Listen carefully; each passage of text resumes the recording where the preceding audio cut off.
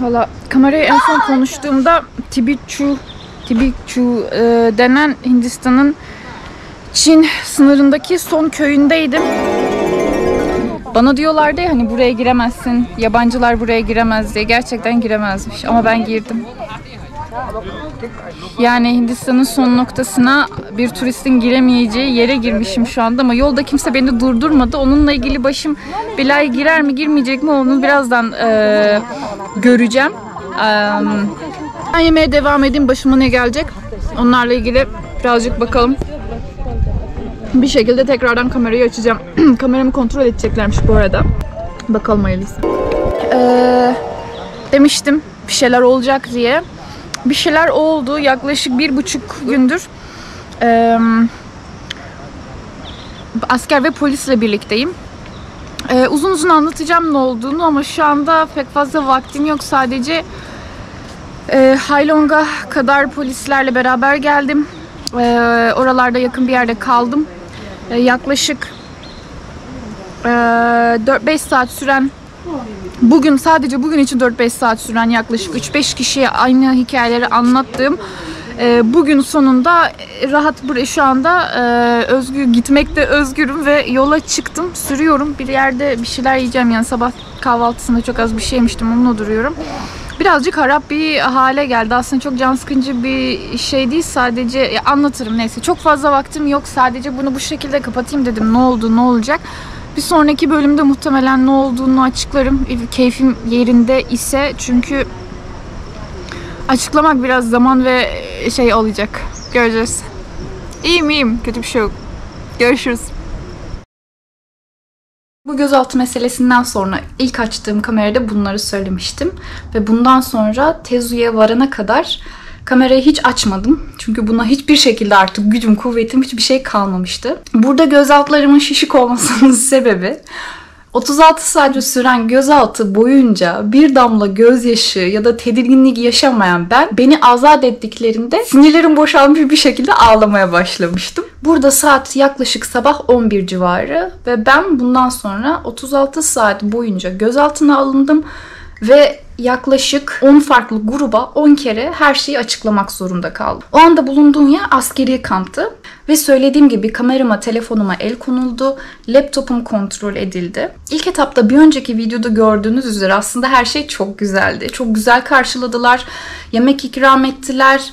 Yani askeri kampın içerisinde vlog çekebildim ben. Hatta sonradan öğrendiğime göre Hindistan yönetimindeki başbakan düzeyinde olan kişi ben bu suyu içerken tam olarak önümde oturuyormuş. Ben kim olduğunu bilmiyordum tabii ki. Yani bu derece bir yere beni bu şekilde alıyor olmaları çok enteresandı. Askerler fotoğraf çektirdi benimle. Gayet güzel konuşuyorduk. Her şey çok güzel gidiyordu. Sohbet ediyorduk. Bana hatta ismimi, YouTube kanalımı soruyorlardı. İsmimi de kodlamak zor olduğu için ben kendime bir kartvizit yapmıştım. Soranlara direkt kartvizit veriyordum. Dedim gideyim motordan kartviziti alıp geleyim. Motora gittim. Kartvizitimi aldım. Geliyorum. Bizim demin sohbet ettiğimiz komutan durdurdu beni ve dedi ki sen dedi bir gel bakayım buraya. Bir seni kontrol edelim. Yani buraya girebilmek için özel bir izin gerekiyor çünkü. Bunu nasıl aldığını merak ediyorum diyerek benim belgelerimi kontrol etmek istedi. Olabildiğince salağa yatacak bir şekilde permit dediğimiz izin belgesi vardı. Onu gösterdim. Dedim ki pasaportumu girişte aldılar. Fakat şöyle bir şey varmış. Hindistan'daki bu alanlarda Arunachal Pradesh bölgesinin yerel polisleri askerlerden birazcık daha farklı çalışıyor anladığım kadarıyla. 2 ya da 3 farklı yönetim var gibi orada. Askerler farklı çalışıyor. Sınır bölgesi olduğu için farklı bir yapılanma var. Bir de yerel polisler var. Dolayısıyla onlar da birbirleriyle çok fazla sorun da yaşamak istemiyorlardı. Neyse beni sorguya aldılar. Sorgu sırasında doğduğumdan o ana kadar olan her şeyi sorguladılar. Bol bol fotoğrafımı çektiler. Şahsi olarak sorgu sırasında komutanlarla. Orada normal şartlar altında internet olmamasına rağmen YouTube kanalım olduğunu vesaire söyleyince kontrol ettiklerini söylediler. Kendilerinin kullanabildikleri bir internet hattı var muhtemelen. Aslında sorgu çok güzel geçti. Ben hiçbir şekilde kötü bir şey olacağına dair bir his yoktu içimde. Çünkü içim rahat. Benim yaptığım bir yanlış sadece permit'te bu bölgeye giremeyecek olmamın kontrolünü sağlamam yapmamış olduğumdu. Fakat onların da yanlışı hiçbir checkpoint noktasında beni durdurmamışlardı. Beni durdurdukları ilk checkpoint noktası o askeri kampın giriş noktasındaydı. Ki orada da kontrol ettiler, pasaportumu çıkarken almam üzere teslim aldılar ve beni içeriye soktular yani. Neyse bu sorgu sabah 11 gibi başladı. Saat akşam 7'ye kadar ben yerel polisin beni gelip almasını bekledim. Normalde tavırları çok farklı olabilirdi diye düşünüyorum ama ben çok iyimser yaklaştım. Sordukları her soruya çok rahatlıkla cevap verdim. Hiçbir şekilde gerilmedim, oradan da anlayabilirlerdi. Bu arada sorgu sırasında şöyle bir şey oldu. Hatırlarsanız 2 önceki videoda Dong Vadisi'nde güneşin ilk doğduğu yere gittiğimde bir grupla beraber çıkmıştım. O grupta 3 kişi daha vardı. Bunlardan bir tanesi yukarıya kadar çıkabildi, bir tanesi daha aşağıdaydı. Hatta aramızda bir şakalaşma geçmişti. We made it, huh? Well done. No, I'm told that is the point. Another 45 minutes to go. No? Yes. Ne? Where is the sun? Sun will come later. It'll come. Wherever you say it'll come. But then, that is the point. Really? This one?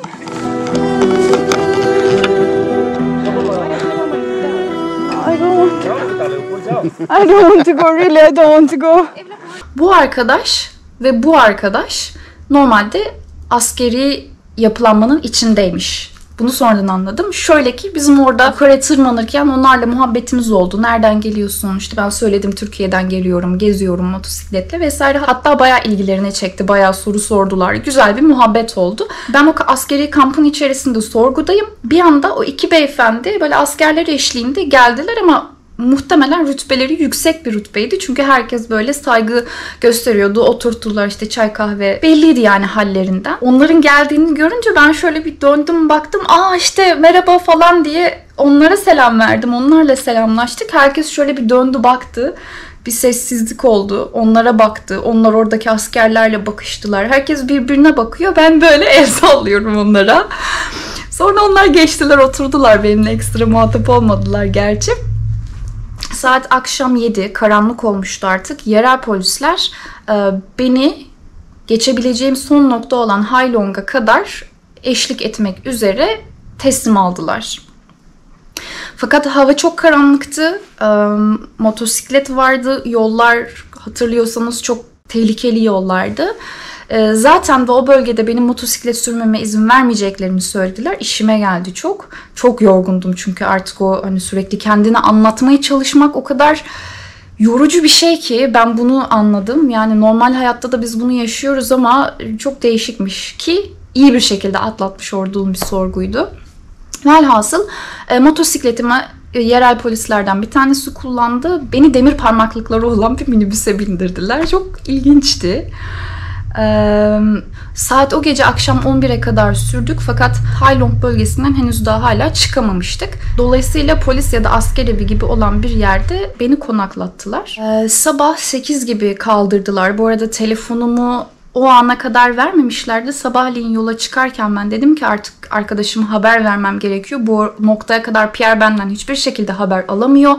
Ve o bölgede şimdiye kadar böyle cesetler bulunmuş zamanında haberler duymuş. Dolayısıyla oldukça gerilmiş bir haldeydi ilk konuştuğumuz zaman. Saat 8 sularında beni uyandırdılar. Telefonumu da o sırada verdiler. Bir küçük böyle kaldığım yerden görüntü almaya çalıştım ama o sırada da içeriye geliyorlardı. Dedim şansımı zorlamayayım daha fazla. Bu arada sabahleyin 2 kişi geldi. Tekrar bir sorguya çektiler beni. Açıkladım vesaire. Sonra 1-2 saat daha yola devam ettik. Beni o parmaklıklı arabayla Hailong bölgesinde girebileceğim son nokta olan yerdeki polis karakoluna götürdüler. Orada ilk başta bir grup sorguya aldı. Sonra başka bir grup sorguya aldı. Polis teşkilatında çok önemli kişiler olduğunu anladığım 2 kişi sonradan geldi. Onlar sorguya aldı. Ve beni bırakacaklar. Yani bölgeden de çıkarıyorlar aslında. Bırakacaklar. Fakat Sorgu çok uzun sürdü. Hiçbir şekilde kötü bir davranışa maruz kalmadım aslında ama çok fazla soru soruyorlardı ve gerçekten şanslarını çok zorladılar bütün iyi niyetime rağmen. Çünkü benim yaklaşık 5-6 saat kadar bir yolum vardı ulaşmam gereken yere. Akşama kalmamam gerekiyordu karanlıkta çünkü yollar hala çok tehlikeliydi. Bunu onlara söylememe rağmen ve beni bırakacaklarını dillendirmelerine rağmen saat 3'e kadar beni salmadılar. Saat 3'te artık dediler tamam gidebilirsin. İşte motosikletimi getirdiler. Eşyalarımı motora yüklüyorum. Ama o kadar geç kalmışlıktan dolayı sinirlerim boşaldı ki artık hani böyle o rahatlamayla beraber başladım ağlamaya. Bir yandan eşyalarımı koyuyorum motosiklete.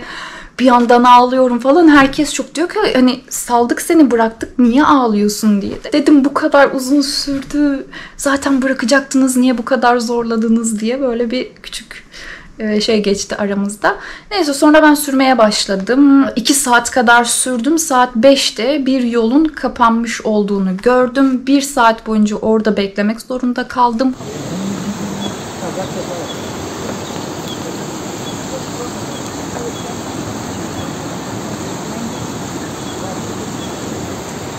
Hava kararmıştı. Orada sağ olsun bir tane başka motosikletli benim gideceğim yöne doğru gidiyormuş. Onunla beraber devam ettik. Tezu'ya kadar geldik. Daha öncesinde Tezu'ya gittiğimde gördüğüm restorana girdim. İçeriye girdiğimde 1-2 kişinin bana farklı şekilde baktığını fark ettim ama ne olduğunu anlayamadım. İşte restoran sahipleriyle konuşuyoruz. İşte nasıl geçti vesaire girdin mi? Dedim ki böyle böyle gözaltına alındım. O sırada o bana garip bir şekilde bakan 2 kişi dedi ki sen Türk müsün? Dedim Türk'üm hayırdır nereden biliyorsunuz? Şu anda dedi Tezu'da seni herkes biliyor. Tezu da çünkü çok büyük askeri yapılanma bölgesiydi. Dolayısıyla çok fazla asker vardı ve her yerdeydiler. Onlar da askermiş aslında. Ve bir şeyler yiyip karnımı doyurdum. Kalmak için bir yere gidiyorum. Hem hastayım hem yorgunum. Aşırı derecede gerginim. Saat olmuş 11. Bir otele yerleşmek için önceden yok orada önceden kalmamıştım. Kalmış mıydım? Kalmamıştım. Neyse geldiğimi haber aldıkları için tekrardan 2-3 asker geldi ve beni polis noktasına tekrar götürdüler Tezu'da. Tekrar bir sorguya almak istediler. Ben artık gerçekten sinirlerim çok yıpranmış olduğu için orada birazcık ters bir reaksiyon verdim. Ama bir şey gelmedi başıma çok şükür. Saat 11 civarıydı. 11-11.30 civarıydı muhtemelen. Yatağa kendimi bırakabilmiştim. Tezu diye bir yere geldim. Beni bugün çok geç saatte bıraktılar. Yaklaşık 3 saat kadar geceleyin sürmek zorunda kaldım motorla. Bir yerlere ulaştım. Saat 11. Ben daha yeni bir otele yerleşiyorum. Yaklaşık 36 saattir gözaltında olarak Hindistan askeri ve yerel poliste çok kaliteli zamanlar geçirdim. Bir süreçti. Asker kampına girdim. Hindistan'daki en güçlü ikinci insanın arkasında oturuyordum. Vlog çekiyordum. Sonrasında işler tersine döndü. Telefonlarıma, kamerama, bilgisayarıma bir süreliğine el kondu. Hepsi kontrol edildi. Gerçekten çok aslında psikolojik olarak yoran bir süreçti. Hani başıma bir şey gelmeyeceğini de biliyordum ama ister istemez böyle şeyler birazcık yoruyor, can sıkıcı oluyor. Yolun getirdiği şeylerdir diyorum. Çok fazla takılmadım ben. Sadece etkiledi biraz sonrasında ve yolculuğumun sonraki etaplarını da. Çünkü aynı zamanda orada Myanmar'ın açılmayacağı sınırda 50 kişi kadar ölüm olduğunu öğrendim. Dolayısıyla benim artık Asya'ya geçebilme şansım kalmamıştı ve yolculuğum, Asya kıtası yolculuğum burada sonlanıyordu. Bunun da moral bozukluğuyla beraber ne yapacağımı bilememek gibi bir durum vardı. Sonrasında Assam'ın en büyük festivallerinden bir tanesi olan, ne festivaliydi o ya? Assam'da çok büyük bir festival zamanıydı. O festivali görmek istiyordum. Hatta o zaman dünya rekoru kırıldı. En çok kişinin dans ettiği anlar kaydedilmişti. Dolayısıyla Guwahati'ye dönecektim.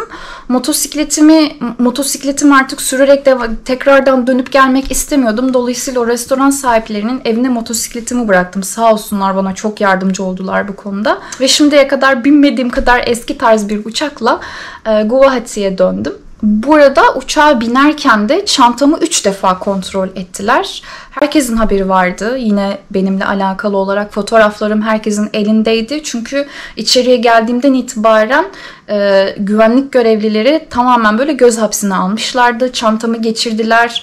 X-ray'den aldılar, tekrar geçirdiler. İçini açıp 2 sefer kontrol ettirdiler. Dolayısıyla böyle sürekli olarak göz hapsinde olarak ayrıldım Tezu'dan ama Guwahati'de muhtemelen sıkıntı olmayacağını düşünüyordum. Orası çok daha büyük bir yer çünkü.